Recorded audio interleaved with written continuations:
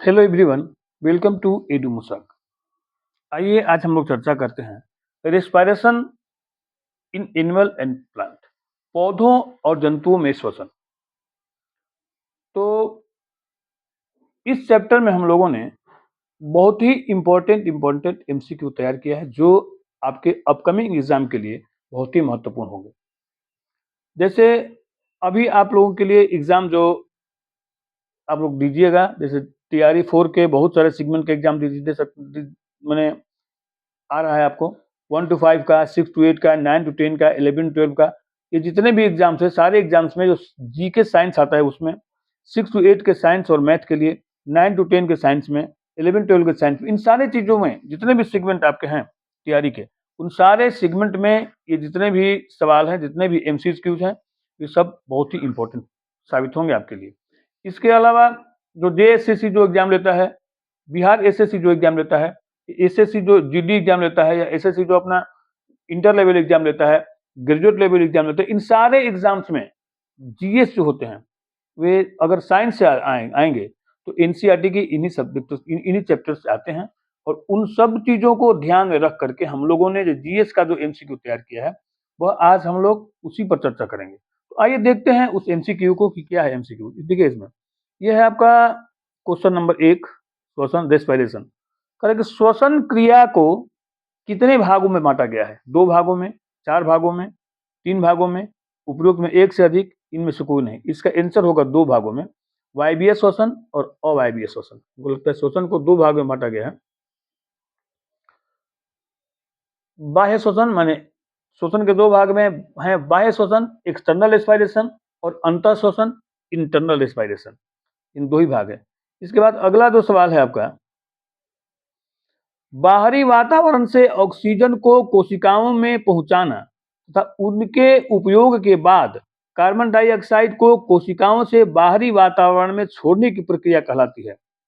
बाह्य श्वसन कहलाती है, अंतर श्वसन कहलाती है, अवायवीय श्वसन कहलाती है। उपरोक्त में एक से अधिक, उपरोक्त में से कोई नहीं। इसका आंसर होगा ए, बाह्य श्वसन कहलाता है। इसके बाद देखिए बाह्य श्वसन कहते हैं हम लोग उसको कि बाहरी वातावरण से ऑक्सीजन को कोशिकाओं में पहुंचाना तथा उसके उपयोग के बाद कार्बन डाइऑक्साइड को कोशिकाओं से बाहरी वातावरण में छोड़ने की प्रक्रिया को हम लोग कहते हैं बाह्य श्वसन। इसके बाद तीसरा नंबर आता है, सांस लेने तथा छोड़ने की क्रिया को कहते हैं, क्या कहते हैं? गैसों का परिवहन, श्वासोच्छ्वास, वायवीय श्वसन, उपयुक्त में एक से अधिक, उपयुक्त में से कोई नहीं। इसका आंसर होगा श्वासोच्छ्वास। श्वास लेना और श्वास छोड़ना दोनों जो प्रक्रिया होती है, पहले चरण में बाहर से वायु के साथ ऑक्सीजन श्वास अंग के पहुंचाता है, इसे कहते हैं प्रश्वास। और दूसरे चरण में फेफड़ा से कार्बन डाइऑक्साइड को शरीर से बाहरी वातावरण में निकाल दिया जाता है, उसे कहते हैं उच्छ्वास। यानी कि इंस्पायरेशन एंड एक्सपायरेशन दोनों को मिलाकर के हम लोग कहते हैं ब्रीथिंग होता है, यानी श्वासोच्छ्वास। श्वासोच्छ्वास माने अंग्रेजी में कहते हैं ब्रीथिंग, यानी कि इंस्पायरेशन और एक्सपायरेशन दोनों की क्रिया को एक साथ मिलाकर के हम लोग कहते हैं ब्रीथिंग, यानी ब्रीदिंग, यानी कि श्वासोच्छ्वास। इसलिए इसका आंसर हो जाएगा बी। इसके बाद बाहर से वायु के साथ ऑक्सीजन को श्वास अंग में पहुंचाने को, श्वसन अंग में पहुंचाने को क्या कहते हैं? देखिए अभी तुरंत जो श्वसन अंग में वायु पहुंचता है उसको कहते हैं प्रश्वास, और जो कार्बन डाइऑक्साइड छोड़ा जाता है उसको कहते हैं उच्छ्वास। इसका भी आंसर हो जाएगा बी।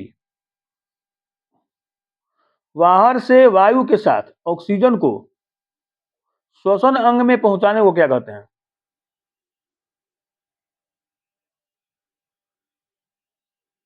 नहीं, इसका आंसर गलत है, बी। बी आंसर होगा इसका, प्रश्वास लिखने में गलती हो गया। इसका आंसर होगा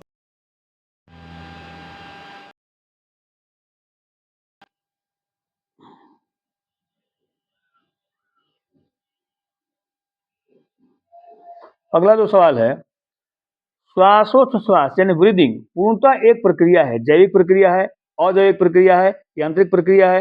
उपयुक्त में एक से अधिक, उपयुक्त में से कोई नहीं। तो श्वासोच्छ्वास यानी ब्रीदिंग जो है एक यांत्रिक प्रक्रिया है।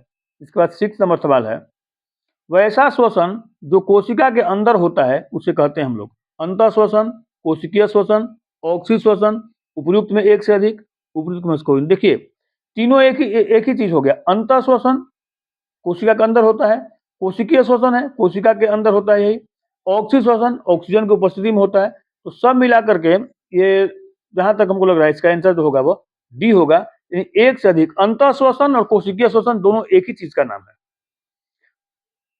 और जो कोशिकीय श्वसन जो होता है वह दो प्रकार का होता है।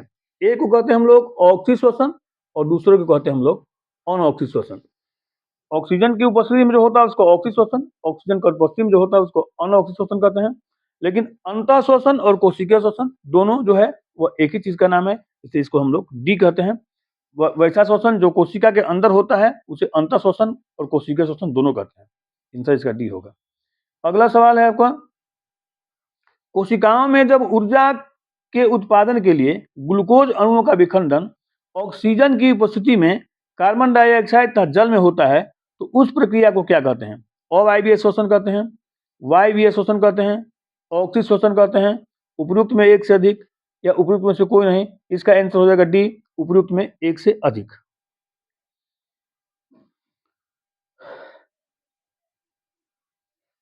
इसके बाद अगला सवाल है, इस तरह की ईस्ट के अवायवीय श्वसन का उपयोग किसके निर्माण में किया जाता है? दूध उत्पादन में, शराब उत्पादन में, गुड़ उत्पादन में, उपयुक्त में एक से अधिक, उपयुक्त में से कोई नहीं। इसका आंसर हो जाएगा शराब उत्पादन में, क्योंकि अवायवीय श्वसन के पश्चात अल्कोहल मुक्त होता है। Alcohol plus carbon dioxide, glucose जो है टूटता है और टूट के अल्कोहल, कार्बन डाइऑक्साइड और ऊर्जा में उसमें से ऊर्जा मुक्त होती है, माने एल्कोहल बनता है, कार्बन डाइऑक्साइड मुक्त होता है और ऊर्जा मुक्त होती है। इसके बाद अगला सवाल है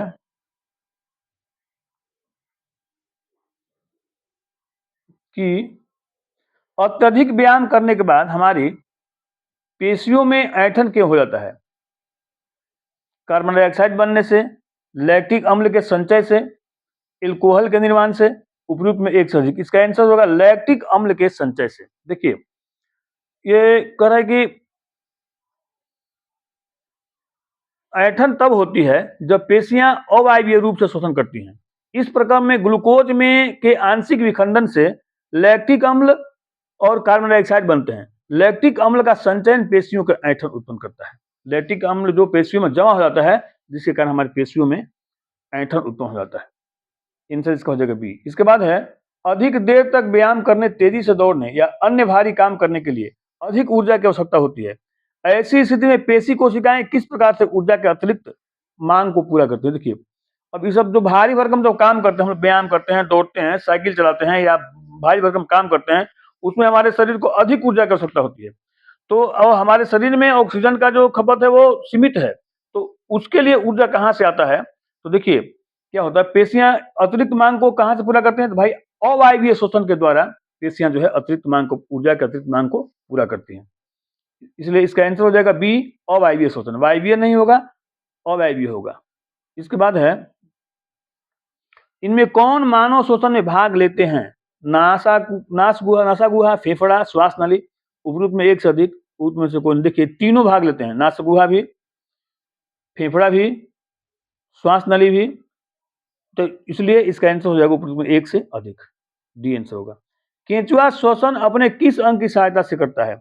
नासा छिद्र से, फेफड़ा से, त्वचा से, उपयुक्त में एक से अधिक, उपयुक्त में से कोई नहीं। देखिए केंचुआ में कहता है केंचुओं की त्वचा पतली और नम होती है। इनकी त्वचा से गैसों का आदान प्रदान आसानी से हो सकता है। यह आसानी से अपने पतली नम त्वचा से ऑक्सीजन अवशोषित कर लेता है और यह शोषण के बाद कार्बन डाइऑक्साइड वातावरण में छोड़ देता है। इस प्रकार से केंचुआ श्वसन क्रिया अपनी त्वचा के द्वारा करता है, इसलिए इसका आंसर हो जाएगा सी। इसके बाद आते हम लोग, मेढक जल के अंदर शोषण अपने किस अंग की सहायता से करता है? फेफड़े के द्वारा, त्वचा के द्वारा, मुंह के द्वारा, उपयुक्त में एक से अधिक के द्वारा। मेढक के बारे में आप लोग देख लीजिए, मेढक स्थल और जल दोनों में रहते हैं। इनमें दो प्रकार का शोषण अंग पाया जाता है। स्थल में ये फेफड़ों द्वारा एवं जल के अंदर ये त्वचा द्वारा शोषण की क्रिया करते हैं, इसलिए मेढक को उभयचर भी कहा जाता है। इसका आंसर हो जाएगा वह बी, मेढक जल में त्वचा के द्वारा शोषण करता है और स्थल पर फेफड़ा द्वारा से श्वास लेता है। श्वासनाल से, वातक से, ट्रेचिया से, उपयुक्त में एक से अधिक, उपयुक्त में से कोई नहीं। देखिए, तिलचट्टा में छोटे-छोटे छिद्र होते हैं, इन छिद्रों को श्वास रंध्र कहते हैं। इनके शरीर में गैसों के विनिमय के लिए वायु नलियों द्वारा जाल बिछा होता है। इस जाल को श्वासनाल, वातक और ट्रेचिया, श्वासनाल, वातक और ट्रेचिया तीनों एक ही चीज का नाम है, जिसके द्वारा के सांस लेता है। इसे इसका आंसर हो जाएगा डी, उपयुक्त में एक से अधिक। इसके बाद अगला है कि मछली पानी के अंदर किस अंग की सहायता से श्वास लेती है? गलफड़ा, क्लोम, गिल, उपयुक्त में एक से अधिक, उपयुक्त में से कोई नहीं। मछली जो है वह पानी के अंदर अपने गल्फर, क्लोन और गिल तीनों एक ही चीज का नाम है। गल्फर, क्लोन अंग्रेजी में उसको गिल कहते हैं।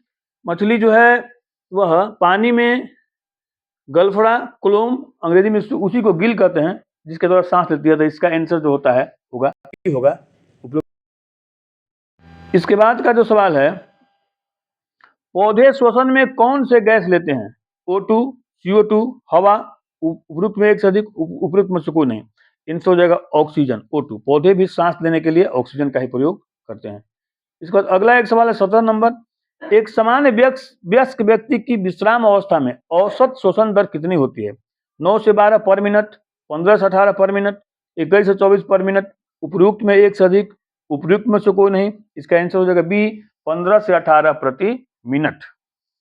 इस तरह से हम लोगों ने श्वसन से संबंधित क्लास 7 का जो एमसीक्यू था वह एनसीईआरटी की बुक से, वो जितना भी इम्पोर्टेंट एमसीक्यू था सारा एमसीक्यू हम लोगों ने आपके साथ चर्चा कर दिया।